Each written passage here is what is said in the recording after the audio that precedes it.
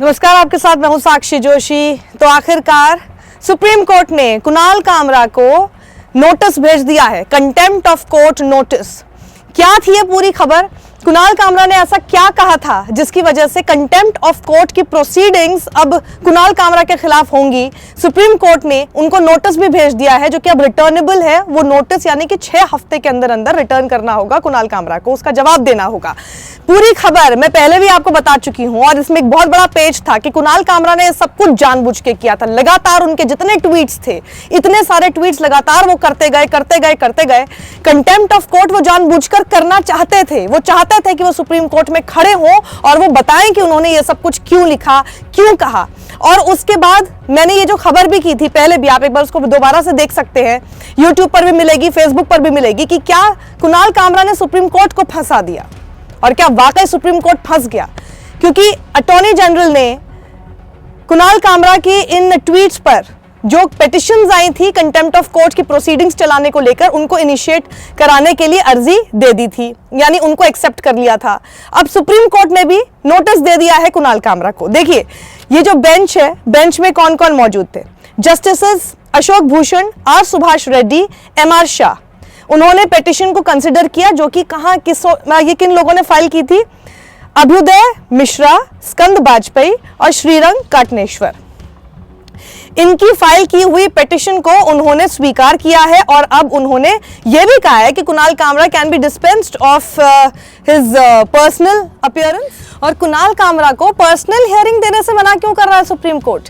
क्या supreme court नहीं चाहता क्योंकि 3 ट्वीट जो उनके सामने पूरे नहीं पढ़े गए, ओपन कोर्ट में सारे ट्वीट्स नहीं पढ़ना चाहते? क्या कुणाल कामरा ने जो बात कही कि मुझे ओपन कोर्ट में इतनी अच्छी ऑडियंस मिल जाएगी, इतने अच्छे जो सुप्रीम कोर्ट के जस्टिसेस हैं वो मेरा पूरा स्टैंड अप देखेंगे और सुनेंगे, और प्रशांत भूषण की जो पूरा कंटेम्प्ट ऑफ प्रोसीडिंग्स का अगर हम ट्रैक देखें, हिस्ट्री देखें, तो जितना उनको कम से कम 20 घंटे का समय सुप्रीम कोर्ट ने दे दिया था, इतना समय अगर कुणाल कामरा को मिल जाता तो वो न जाने क्या क्या वहां बोल देते। क्या कुणाल कामरा वहां पर क्या क्या बोल देंगे और क्या क्या आलोचना कर देंगे, क्या क्या बातें सामने रख देंगे। अर्नब गोस्वामी की पर्सनल लिबर्टी को लेकर जिस तरह का एक सच्चाई सामने आई थी कि आखिर दूसरे लोगों की पर्सनल लिबर्टी नहीं है, जिस तरह से अर्नब गोस्वामी की है, उसी की आड़ में क्या क्या बातें बोल सकते हैं। क्या इस वजह से कुणाल कामरा को पर्सनल हियरिंग या उनको वहां पर पर्सनली प्रेजेंट होने से मुक्त किया जा रहा है?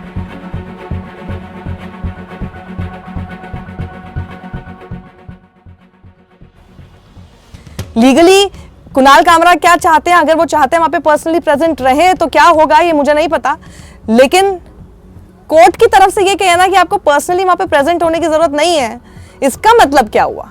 क्योंकि जब ये ट्वीट एक एक करके पढ़े जाने लगे तो फिर बेंच ने बीच में टोक दिया कि सारे ट्वीट यहां पर ओपन कोर्ट में पढ़ने की जरूरत नहीं है। निशांत काटनेश्वरकर हैं जिन्होंने उनके एक एक करके ट्वीट का हवाला दिया। एक ट्वीट का हवाला दिया जहां पर कुणाल कामरा ने लिखा था, who am I to scandalise the already scandalised, supreme court के लिए यह कहा था। दूसरा, this is a contempt of joke. और उसके बाद जब तीसरा ट्वीट बताते बताते उन्होंने बोला कि मैं तो ये यहां पर बोल भी नहीं सकता हूं। इसी तरह के बहुत सारे ट्वीट है कुणाल कामरा के, वो आप देख सकते हैं। मैं आपको एक बार फिर से लिंक दे रही हूं, उस खबर पर जाकर एक एक ट्वीट जो कि कुणाल कामरा ने किया था वो आप देख सकते हैं। अब ये देखिए कि हुआ क्या था। जब अटॉर्नी जनरल ने इनके खिलाफ जो पिटिशन आई थी कंटेम्प्ट ऑफ कोर्ट, जो कि सेक्शन 15(1)(b) के अंडर होता है, तो उन्होंने साफ साफ ये कहा, I find that today people believe that they can boldly and brazenly condemn the Supreme Court of India and its judges by exercising what they believe is the freedom of speech. Freedom of speech के नाम पर लोगों को लगता है कि boldly और shamelessly कुछ भी बोल सकते हैं सुप्रीम कोर्ट के बारे में। But under the Constitution, the freedom of speech is subject to the law of contempt. लेकिन लोगों को पता होना चाहिए कि संविधान के दायरे में रहते हुए जो आपका फ्रीडम ऑफ स्पीच है वो कंटेम्प्ट के अंडर भी आता है, law of contempt. And I believe that it is time that people understand that attacking the Supreme Court of India unjustifiedly and brazenly will attract punishment under the Contempt of Courts Act 1972. तो उन्होंने बोला कि अगर आप unjustifiedly attack करेंगे तो आपको पता होना चाहिए कि आपके खिलाफ कार्रवाई हो सकती है। unjustifiedly, अब ये तो पहले प्रूव करना पड़ेगा कि unjustifiably था कि नहीं था। दूसरा, उन्होंने आगे ये भी लिखा था कि that this is a gross insinuation against the entirety of the Supreme Court of India, that the Supreme Court of India is not an independent and impartial institution। मतलब ये जताने की कोशिश की जा रही थी इन ट्वीट्स के जरिए कि सुप्रीम कोर्ट ऑफ इंडिया एक impartial निष्पक्ष संस्थान नहीं है, but is on the other hand a court of the ruling party, the BJP, existing only for the BJP's benefit। ये आपको बता दो कि कुणाल कामरा ने लगातार एक के बाद एक जो ट्वीट किए थे वो अर्नब गोस्वामी की पर्सनल लिबर्टी को लेकर जो सुप्रीम कोर्ट का वर्डिक्ट था उसके अगेंस्ट किए थे, उसके काउंटर में किए थे। और एक उन्होंने ट्वीट किया था जिसमें उन्होंने सुप्रीम कोर्ट की जो बिल्डिंग है उसको पूरा सैफ्रनाइज कर दिया था और वहां पर जो ट्राई कलर लगा हुआ है उसको उन्होंने चेंज करके भारतीय जनता पार्टी का झंडा उसमें लगा दिया था। इसके जवाब में पहले ही कुणाल कामरा ये बोल चुके हैं that my view hasn't changed because the silence of the Supreme Court of India on matters of others' personal liberty cannot be uncriticized। वो कह रहे हैं कि मेरा व्यू बिल्कुल नहीं बदला है क्योंकि सुप्रीम कोर्ट ऑफ इंडिया के जो निर्णय हैं उनके ऊपर अगर आप शांत हो जाएंगे लेकिन देखेंगे कि दूसरों की पर्सनल लिबर्टी के बारे में उनकी कुछ और ही राय है तो आपकी आलोचना किए बगैर मैं नहीं रुक सकता हूं।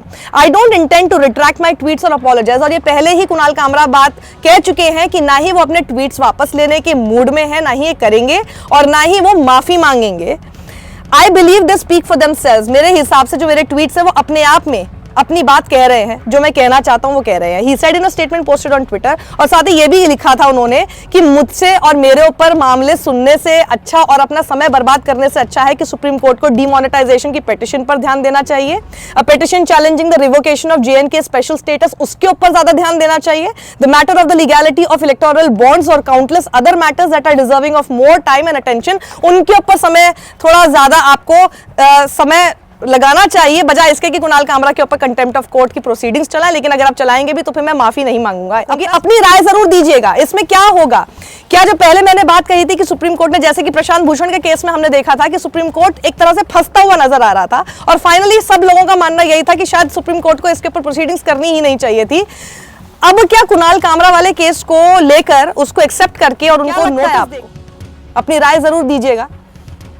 कुणाल कामरा ने जो बातें कही थी वो मैं आपको एक बार फिर याद दिला दूं। अर्नब गोस्वामी के को लेकर जिस तरह से मेरे ही आपको प्रोफाइल पे बहुत सारे वीडियोस उसको लेकर मिल जाएंगे, सच्चाई सामने मिल जाएगी आपको कि अर्नब की personal liberty is so important in this country.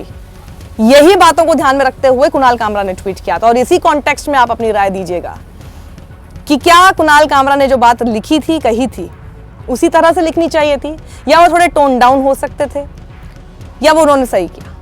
अपनी राय जरूर लिखिए और इस वीडियो को ज़्यादा से ज़्यादा लोगों तक शेयर कीजिएगा। सभी की राय जानना जरूरी है, सब तक राय भी पहुंचनी चाहिए, आपकी भी, हमारी भी, और उनकी क्या है वो अपनी राय खुद बनाए। नमस्कार, सत्यमेव जयते।